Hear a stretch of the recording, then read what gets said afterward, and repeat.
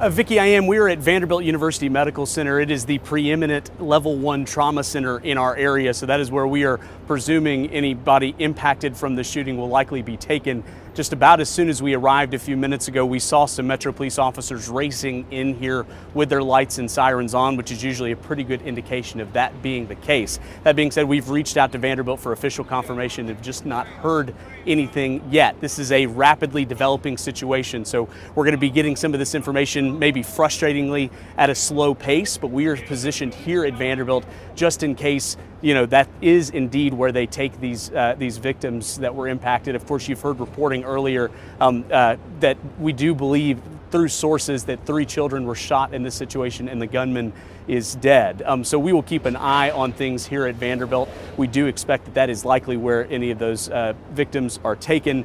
And of course, we can expect probably family trying to race here as quickly as possible. So we'll keep an eye on things here and update you as soon as we know. We'll send it back to you, Vicki.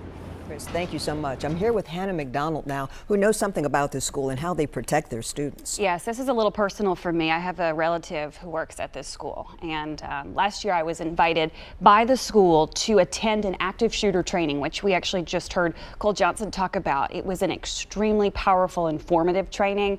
It's brought by Defend Systems, which is run by Brink Fiddler, who is a former Metro Police officer. He knows a lot about making sure that you have all the tools you need to protect the environment you're in and to know how to respond. That was a big word, respond, not react. And so when I was there last January, it was a 2-day session. I was there for about a half a day, but he played videos, behind the scenes videos, if you will, body camera videos from police who respond to mass shootings, such as the Vegas shooting. Sure. The shooting on the University of Virginia's campus. He then went on to actually look at the floor plan of this school and talk about vulnerabilities. And I know for a fact that the school is extremely well prepared. And that makes me feel very good today. But you were saying to me earlier that the church is connected to the school, and of course the church opens its doors to everyone. Yes, we just do not know how someone could have accessed the school at this point, Vicki, but that is true. This is a school that's 2 levels. The lower grades are, I believe, on the first floor. The older grades are on the second floor. They have a terrific communications process. Teachers text.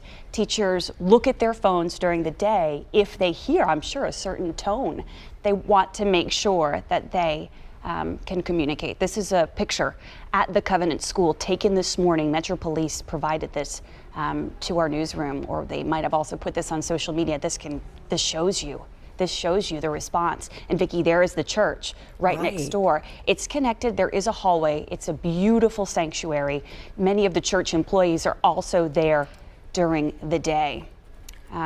So again, at this training last year, they talked about locking doors, not answering the door. When I go and I visit my relative, she has to buzz me in. Sure. We have to talk through the microphone. She has to look at me in the camera. She can see out the door,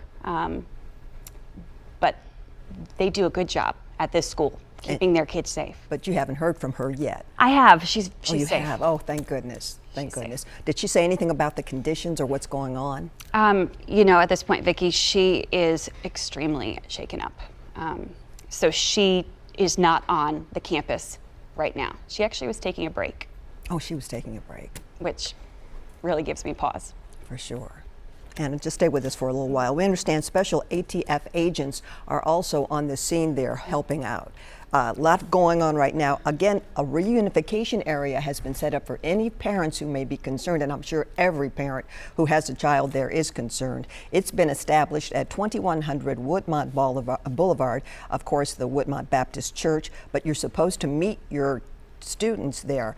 Any student who attends the Covenant School, please meet them if they are sending them there now at 2100 Woodmont Boulevard. Again, this is quite a shock. This is unbelievable. You know, you hear about it in other cities, you kind of say, oh, that's a shame, but when it hits your city, it's unbelievable, and you want something done right now. These are people's babies. These are their preschool. Who shoots into a preschool or anywhere near children? Correct. And these educators are tackling so much in a school day. Exactly. You know, personalities, safety, Exactly. education. And so you're absolutely right. This is something that's on their minds. They signed up for this training a year ago. The leadership said, we want to know what we can do to make this school as safe as possible. So you have to applaud them for doing that. That was great. That was great that they thought ahead to do something like that. So I'm sure it lessened whatever the problem is. It lessened it as a result. We have a quote, I understand. This is from John Ray Clemens. The House Democratic Caucus is praying for the children and their families who were shooting victims at the Covenant School. Our thoughts are with the families of the entire school community and surrounding neighborhood. We're going to be hearing things like this, I would imagine, all day long. As a journalist, how hard is it knowing that you have someone there who you love? I mean, I cracked. I did. I had to give someone a hug downstairs. I have my personal phone sitting here. So I'm looking at the family text messages, and I'm also talking to people that I know in this community who keep people at schools safe. So I've been talking to police officers too. It is a strange situation to be in right now, Vicki, and I cannot believe that this school, as I said, a year ago did this training. I was there, and here they are now, about 13 months later, putting this into practice. What is this photo we've got? It looks like a photo of maybe the school grounds, yes. Or at least some of the response in the area. This school is set up on a hill. It's in Green Hills. You can actually, if you're at the Green Hills Mall, if you look south, you can see the steeple of this church. So that might give people some context as they're trying to figure out where this school is located. Again, if you're in the parking garage at the Macy's and you look back, you can see the church that is right next to this small school, pre-K through 6th grade. And you can see right now it is just flooded with first responders.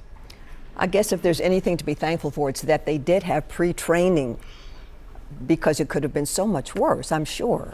Think about the building that you work in or the school that you attended. You can't necessarily hear what's going on at that front door. You're right, you can't. And so communicating is just key. You know, this is the lifeline, and they used that this morning, it sounds like, to get the word out that something wasn't right. And that was big at this training that I attended last winter. Having that way to get in touch. One of the things they did on the day that I was not there, but I heard about it secondhand, they actually fired a gun into a box and stationed people around the school so that they could say, I didn't hear it. I didn't hear it. I did hear it. And that was probably, and again, this was on like a winter break. So there weren't kids laughing and talking and walking. But that was a very good, I think, lesson sure. as far as not knowing what's going on in certain parts of your building.